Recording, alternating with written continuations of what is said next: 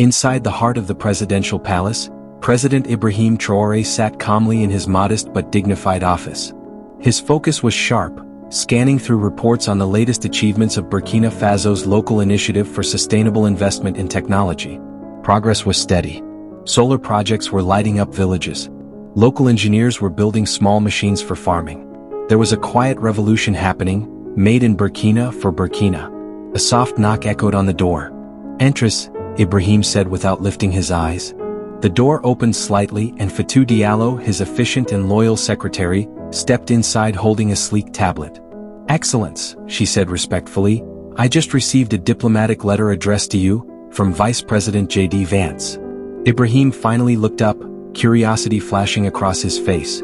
Vance, an influential American politician, well known for his controversial criticisms about Africa's direction and its growing independence.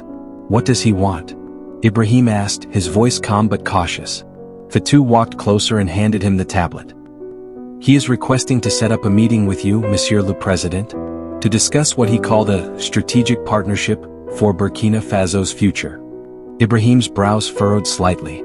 He took the tablet and leaned back in his chair, reading the letter carefully. The language was polite, almost warm, but there was a scent of something else beneath the surface. "We recognize the present challenges faced by Burkina Faso. The United States stands ready to offer smart foreign assistance that will help address these challenges, strengthen governance, and guide Burkina Faso towards lasting stability." The president's jaw tightened almost imperceptibly. His eyes narrowed at the phrase, smart foreign assistance. It was just a diplomatic way to say, control. He placed the tablet calmly on his desk. "Fatou," he said, his voice even but firm, "prepare a polite response." Fatou hesitated slightly.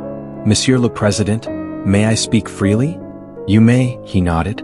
"I worry about the diplomatic consequences. Refusing might create tensions, especially with such an influential voice." Ibrahim gave a soft, almost amused smile.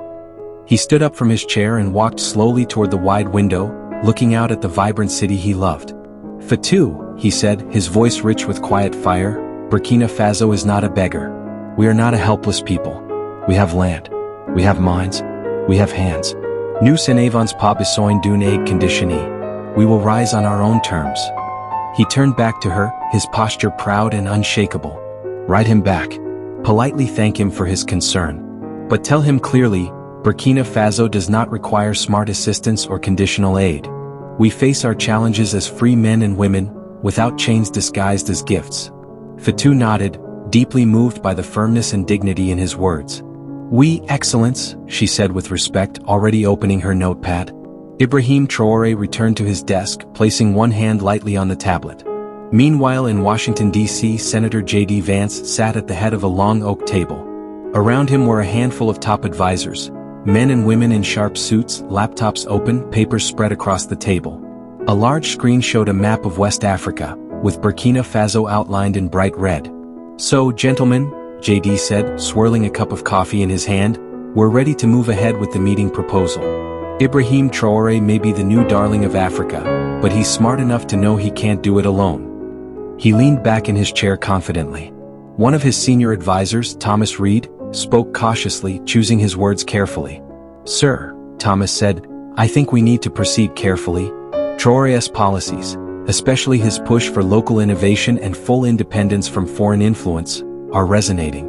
Not just in Africa, even in parts of Europe. He's becoming a symbol, a rallying figure." Another advisor, Linda Brooks, nodded in agreement. "There's a real movement growing behind him, his rejection of conditional aid, his promotion of sovereign wealth. It's making headlines. And not the kind that favor us." JD chuckled, waving a hand dismissively. "Ibrahim may have the media buzzing now," he said smoothly, "but reality will catch up to him. Burkina Faso is a landlocked country with limited infrastructure. Sooner or later they'll realize they'll need us." He leaned forward, tapping his finger on the table for emphasis. "Hope and pride are good for speeches. But real development needs money, needs technology, needs expertise. And when the struggles get harder, when the promises become harder to keep, he'll come knocking." Thomas Reed exchanged a quick glance with Linda, sensing the arrogance in the room but saying nothing. JD smiled thinly, adjusting his cufflinks. "Let him write his little letter," he said. "Let him wave his flag. We'll be patient. In the end, they always come back." The advisors nodded silently, though some were less sure than others. Outside, the American flag fluttered against a bright blue sky. But inside that room, something darker stirred, a plan already forming behind the polished words of diplomacy.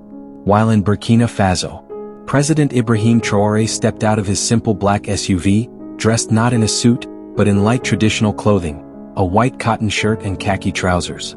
No grand speeches, no red carpets. Just him and the people. Villagers gathered under a large baobab tree, their faces bright with smiles. Children waved small Burkina Faso flags. Farmers wiped their hands on their clothes and lined up to greet him. As Ibrahim moved through the crowd, shaking hands, offering warm words, a middle-aged woman in a worn but colorful wrapper broke from the group. Her face was weathered by the sun, but her eyes shone with excitement and gratitude. "President Traoré. President Traoré," she called out, almost breathless. The security men moved slightly, but Ibrahim raised his hand calmly, signaling them to let her through. She reached him, placed her right hand on her chest and bowed lightly, a gesture of deep respect. "Monsieur le Président," she said in a mixture of French and more, "I just want to say, because of your support for local farming, because of the new irrigation and seeds you provided, my tomatoes have grown like never before." Tears welled in her eyes as she continued. "For the first time in many years, I am not worried about my children's school fees. I even sent my first son to university this year. I pray for you every day. May God protect you." The crowd clapped and danced joyfully. Ibrahim smiled warmly, touched by her words. He gently placed his hand on her shoulder and said, "C'est vous les heroes. It is you, the farmers, who are building the future of Burkina Faso. I am only here to serve." He reached into his pocket and handed her a small, symbolic medal pinned with the country's flag, a gesture he often reserved for citizens who inspired him. The woman accepted it with trembling hands, overwhelmed. As Ibrahim moved on, he stopped to speak to other farmers, asking about their challenges, their dreams, their needs, not from behind a desk but standing right on the dusty earth with them. From afar, news cameras quietly captured the scene, but Ibrahim wasn't acting for the cameras. He was simply being the man the people had chosen, one of them.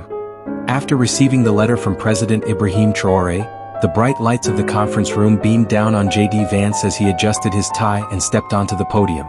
Journalists filled the room, pens and cameras ready. Vance gave a tight smile before speaking into the microphones. "Ladies and gentlemen," he began, "it is with great disappointment that I inform you that President Ibrahim Traoré of Burkina Faso has rejected our offer for smart foreign assistance. At a time when stability is critical, it is dangerous and short-sighted for any government to isolate itself from the global community." He paused for effect, scanning the crowd. Burkina Faso needs structured help to deal with terrorism, poverty, and underdevelopment. Turning away from partners like the United States, he said firmly, is a step backward for the people of Burkina Faso, and a gift to instability. Reporters scribbled notes furiously as he concluded. "We will continue to hope that reason prevails, and Burkina Faso reconsiders its place in the international order." He gave a slight nod and walked off, the American flag hanging proudly behind him. When Ibrahim Traoré listened to the conference, he immediately called for open house gathering and thousands gathered at the open-air National Square. Farmers, students, teachers, traders, young and old, all came with flags and banners singing songs of unity. A simple wooden podium stood at the center. No fancy decorations. Just a bold red, green and gold banner that read, "Burkina Faso for Burkinabe." President Ibrahim Traoré stepped up to the podium. He wore local woven cotton robes, proud and simple. No expensive suits. No glittering watches. Only the spirit of his people wrapped around him. The crowd fell silent as he spoke, his voice calm but filled with strength. "My dear people of Burkina Faso." He looked across the sea of faces. "Today the world heard voices from faraway lands telling us what we need. But let me speak clearly, so that both our friends and our critics understand." He raised his hand slowly for emphasis. "We are not against friendship. We are not against partnerships. But we are against dependency." Thunderous applause echoed across the square. "We will not sell our future for 8 packages tied with hidden conditions. We will not surrender our dignity for handouts. We will build Burkina Faso with our own hands, our own ideas, and our own courage." The crowd erupted in cheers, chanting his name. "We have our gold, our land, our farmers, our teachers, our builders. We have everything we need if we unite and work together." He leaned closer to the microphone, voice steady. "Let it be known, Burkina Faso stands tall, not because of what we receive but because of who we are." A wave of emotion swept through the people. Tears filled some eyes. Songs of pride burst out spontaneously. From the back of the crowd, an old man raised a placard that read, "Self-sufficiency is our freedom." Cameras broadcasted the powerful moment across Africa, Europe, and even America. The world was starting to listen. The next morning after J.D. Vance's press conference, the headlines exploded across the media, but not in the way he expected. #IStandWithTraoré trended across social media platforms. Influential African leaders, activists, and even some European politicians slammed J.D. Vance's remarks as arrogant and outdated. On major news channels, political commentators didn't hold back. "This is the 21st century," a popular African-American analyst said on CNN. "African nations like Burkina Faso have the right to decide their futures without being dictated to by former colonial powers or self-appointed saviors." On Twitter, a famous African activist wrote, "We are proud of President Ibrahim Traoré. Proud that an African leader finally said no, with dignity. Africa doesn't need pity. Africa needs respect." Another post that went viral read, "When Traoré speaks, he speaks for a new generation of Africans who want partnership, not charity." Thousands of African youth in cities like Lagos, Accra, Nairobi, and Johannesburg held solidarity marches, waving Burkina Faso flags and chanting, "Our future, our voice. Africa stands with Traoré." In Europe, several respected newspapers published editorials applauding Traoré's stance, calling him a symbol of African self-reliance and hope. Meanwhile, J.D. Vance's office phone rang non-stop, but not with congratulations. Several of his advisors warned him in urgent tones. "Vice President, this press conference has backfired. You're being seen as someone trying to force aid onto a sovereign nation. It's making you look out of touch with modern Africa." Another advisor added, "Even some American citizens of African descent are furious. They see this as a continuation of the old imperialist mindset." J.D. Vance sat behind his desk, fuming quietly. This wasn't the reaction he had planned. He had underestimated the spirit rising in Africa, and the power of a leader like Ibrahim Traoré, who had captured the imagination of a continent. Across the world, President Traoré's approval ratings skyrocketed. He was no longer just a national leader, he was fast becoming a continental icon. After days of intense backlash, J.D. Vance sat in a meeting with his closest advisors. His face was hard, determined. "If they think they can shame me into silence, they're wrong," he said. "I'm going to Ouagadougou myself. Let's see if Traoré can hide the so-called success he's shouting about. I'll see it with my own eyes." His advisors hesitated. "Sir, with all due respect, this move could either redeem you, or completely destroy your image." But J.D. Vance had already made up his mind. That same afternoon, news broke that Vice President J.D. Vance would travel to Burkina Faso for a fact-finding mission. The media went wild. Some saw it as a bold move. Others called it political suicide. The sun blazed high in the sky as J.D. Vance's private plane landed at Ouagadougou International Airport. He stepped out wearing a crisp suit and dark sunglasses, expecting a cool welcome. But what he saw shook him. Thousands of Burkinabe citizens had gathered, waving flags, singing, chanting praises to their president. Huge banners read, "Africa will write its own story. Burkina Faso, proud and free. No more puppets." The atmosphere was electric. J.D. Vance quickly realized he was not the main character here. Waiting for him at the foot of the stairs was a junior official, not President Traoré himself. There was no red carpet, no parade, just a polite, formal escort, treating him like any other visiting politician. "Welcome to Burkina Faso, Vice President," the official said with a thin smile. "We have arranged a tour for you. But President Traoré's schedule is very tight." J.D. Vance was fuming inside but masked it with a stiff nod. With cameras discreetly following him, J.D. Vance was driven from the capital to several rural communities where President Ibrahim Traoré's initiatives had taken root. At first, Vance remained skeptical, arms folded as he looked through tinted windows. But what he saw started to chip away at his assumptions. In a small farming village, women proudly showcased rows of healthy tomato, maize, and millet crops, all grown from local seed banks funded by community-driven projects. An old man approached the convoy, holding up a solar-powered irrigation device. "Before President Traoré's plan, we depended on the rains and foreign donations," the old man said in perfect, dignified French. Now we depend on ourselves. We have technology. We have knowledge.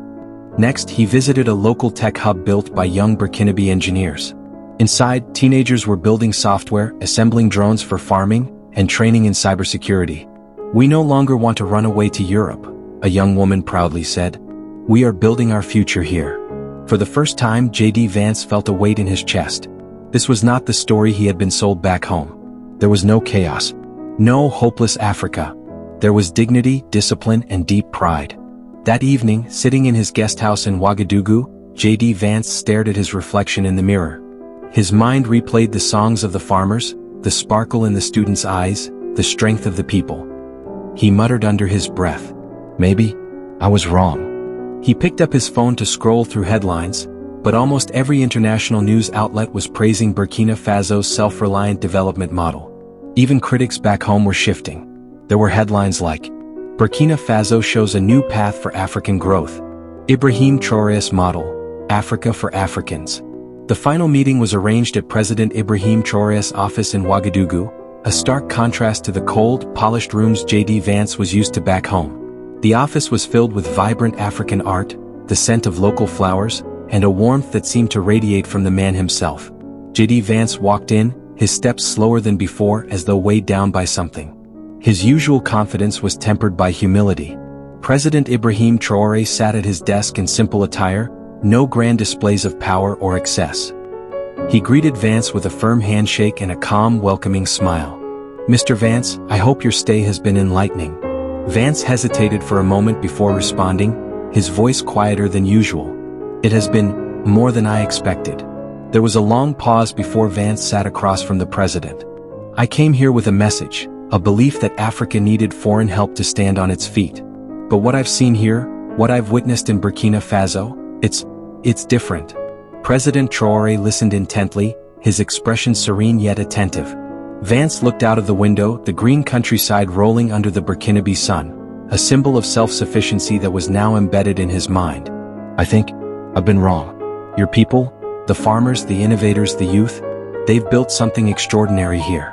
And it's not just the land or the technology, it's the belief that they can do it themselves without relying on foreign assistance. I see now that true strength comes from within." The room fell silent as Traoré leaned back slightly in his chair, allowing Vance a moment to reflect on his words. Then with his usual calm he spoke. "Mr. Vance, the world is full of opinions, but the truth lies in the hearts of the people. The challenge is not about aid, it's about empowerment." Vance nodded slowly. He had seen that empowerment firsthand. The woman with her thriving tomato farm, the youth coding in the tech hub, the farmers thriving with solar-powered irrigation. They weren't waiting for handouts, they were building their own future.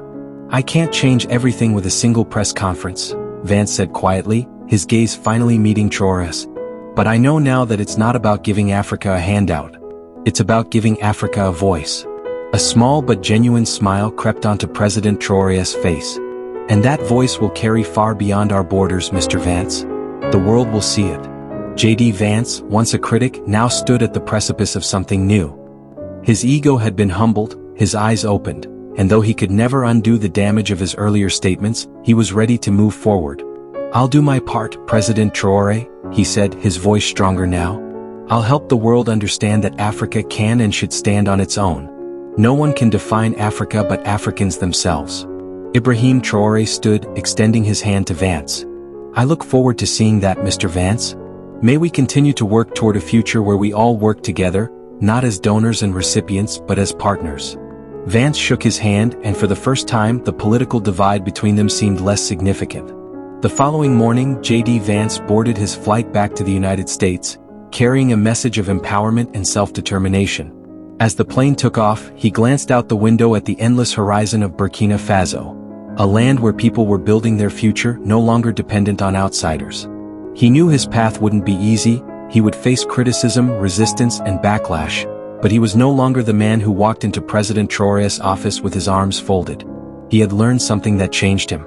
The world was changing and Africa's voice would not be silenced. Burkina Faso was leading the charge.